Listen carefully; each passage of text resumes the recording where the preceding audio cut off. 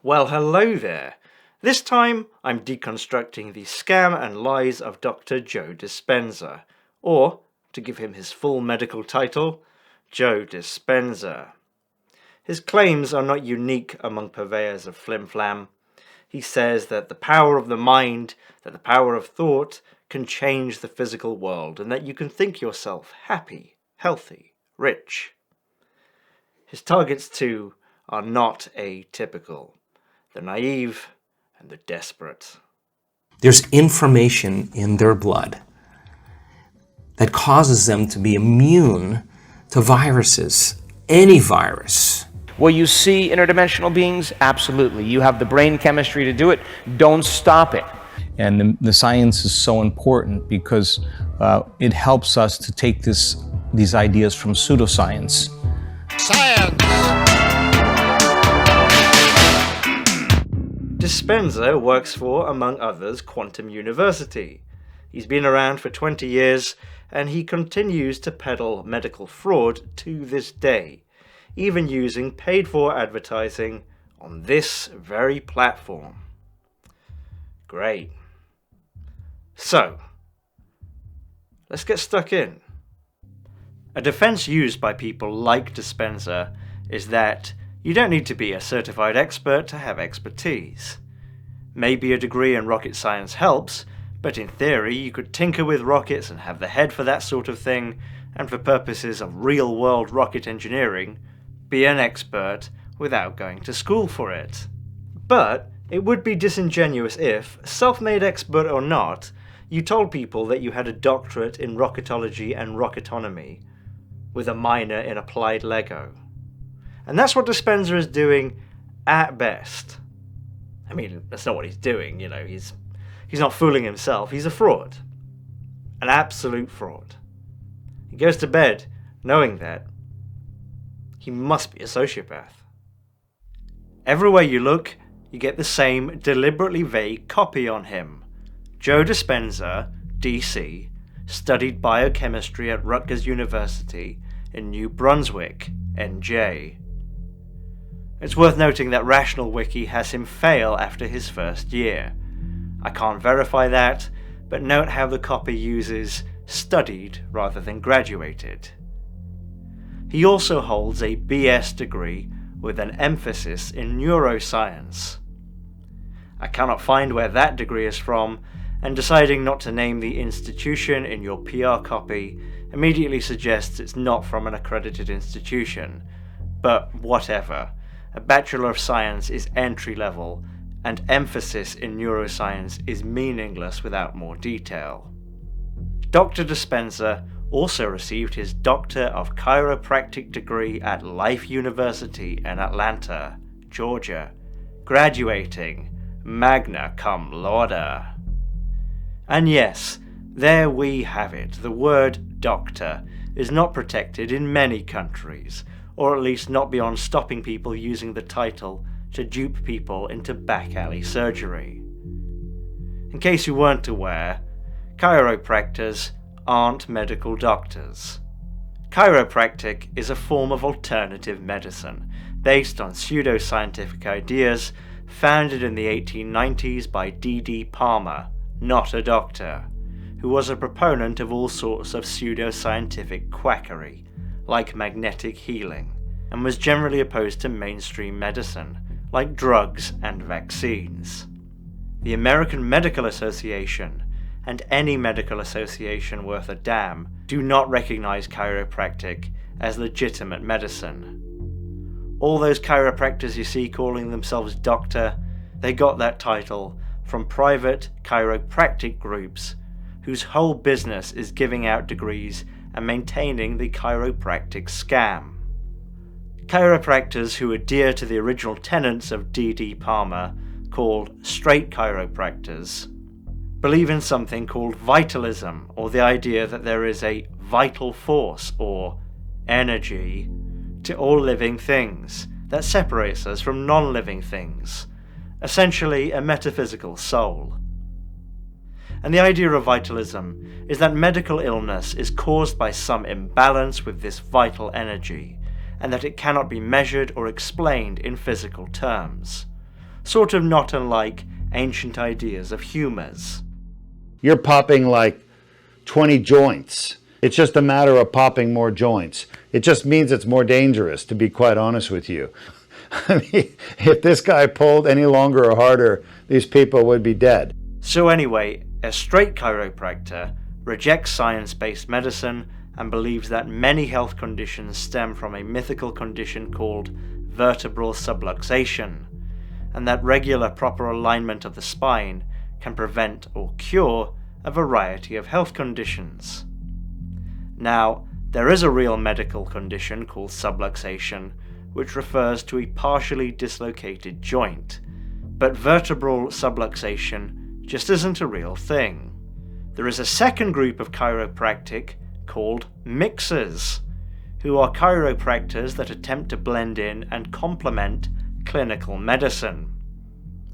A majority of practicing chiropractors today fall into this second group, but many still retain the pseudoscientific beliefs of the profession's core and foundation.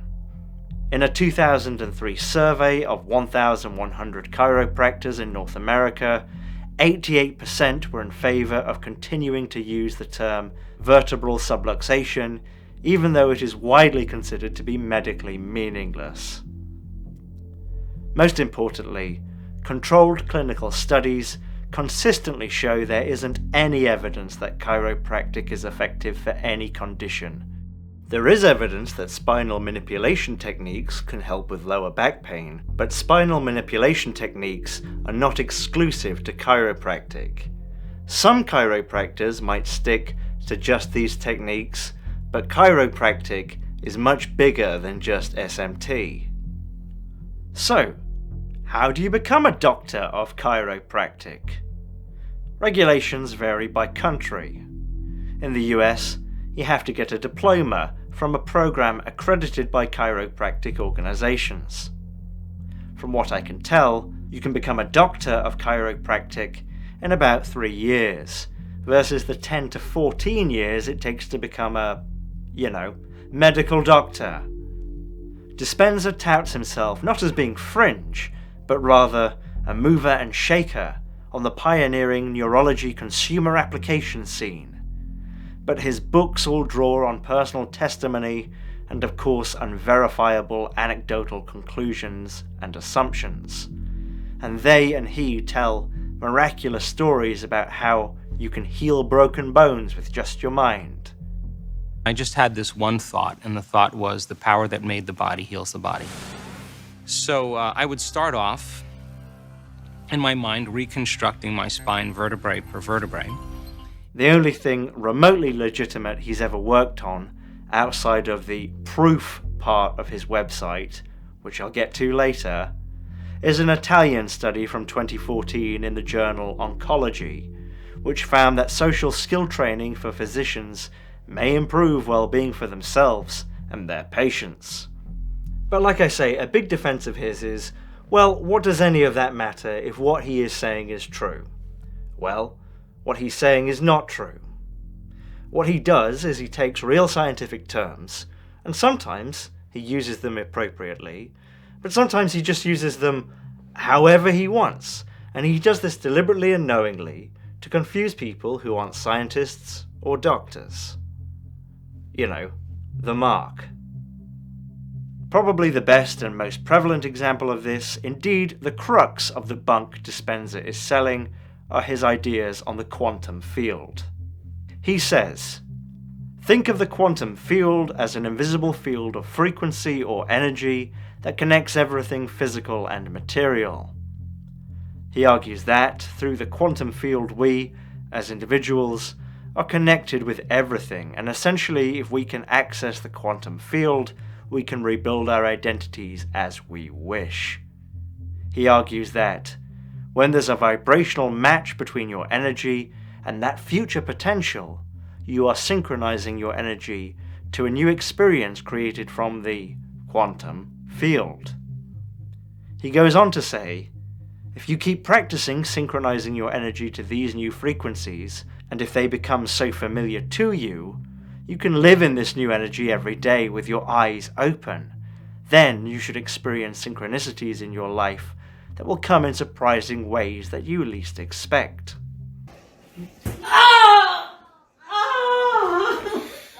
The quantum field is a real thing. It is a real scientific term used in theoretical physics, and as you might guess, and the reason for Dispenza using the term, the real quantum field in real science is very difficult to explain, let alone understand if you're not a physicist. Any physicists watching who fancy it, try and explain it in the comments, I'd really appreciate it. Any non-physicists, give it a go, it might be funny. Quantum field might be described as theoretical generalization of classical fields, and quantum field theory is the study of how particles and subatomic particles interact with each other. Dispenza's take on the quantum field is about as scientifically accurate as me saying, the theory of relativity holds that light travels at a certain speed and nothing can travel faster than that speed except at the subatomic level. We think at the subatomic level, therefore, some or all of our thoughts could possibly be faster than the speed of light. Because matter is light, we can therefore influence matter with thought. If you give me $200, I'll teach you how to outthink your cancer. Yes, did you think he was offering his world-changing genius for free? Jesus didn't do that. Books, talks, programs, all with bold promises of what you could achieve, and all with the usual charlatan's caveat that you get what you put in. So if you don't get the results you want, it's because you're not trying hard enough. It's not surprising to see Dispenza on scam pits like Gaia.com and the Quantum University, nor is it a shock that Dispenza used to be a master teacher at the Ramtha School of Enlightenment, a profit-generating movement that the Southern Poverty Law Center describes as a cult, as does the ex-husband of the founder. Here's a particularly fun quote from the Ramtha founder. "Fuck God's chosen people. I think they have earned enough cash to have paid their way out of the goddamn gas chambers by now." Were you sleeping when we got to you? Wake up. Were you sleeping? What is slumber, entity? I am never in slumber. Dispenza was a teacher there in 2004, but his involvement goes back at least until 1997. He's quoted in a WAPO article then. Way more surprising than that is his mixing with real doctor academics. Hemal H. Patel is a vice chair at the University of San Diego. He and Juan Pablo Zuniga Hertz both have legitimate senior positions, and thousands of academic citations behind them. Dr. Tobias Muller-Bertram is the Chief Medical Officer of Versia Holdings, the Chief Medical Officer of Desert Pain Institute, the Director of Research at Vitamed Research, and Associate Clinical Professor at the University of California, San Diego. And McCraty has many academic citations too. He runs the Heart Math Institute, a research non-profit with a pretty big online shop aiming to help people reduce stress and connect with the intelligence and guidance of their own hearts. Carla Stanton is a UK-based doctor running Heart Math there. Which brings me to the proof section of Dispenza's website, the proof of his spurious quantum snake oil. The first study from Frontiers, which acknowledges Dispenza, concludes that meditation can be psychologically and physiologically beneficial. The second study, which Dispenza did co-author, but did not participate in the analysis of due to conflict of interest, concludes, brief guided meditation intervention may offer positive and immediate health benefits to help combat stress. The third study, co-authored by Dispenza and McCraty, and published by McCraty's organization, HeartMind, concludes that a 1-minute paced deep breathing protocol is a useful and potentially important test that can be used in health risk assessment context for screening patients. I don't dispute these findings or the legitimacy of these studies, But when it comes to the quantum field, or how to combine clear intention with elevated emotion, they prove nothing. They're about measuring reactions to meditation and are irrelevant to what Dispenza is saying. It's like if you wanted to prove the Earth is flat, so you write out Newton's third law over 200 pages, with lots of nice little diagrams and anecdotes, and you charge $17.99. Why is the Earth flat? Well, Occam's razor. And let me just repeat that over an hour until I win. So, most insidious really is Dispenza's taking of real science and extrapolating on that, not in a way where he's experimenting with theories or offering alternate hypotheses in an honest way. He states a lot of things as fact, a lot of real scientific facts with authority, and then, when he states his nonsense as fact, you might not even realize.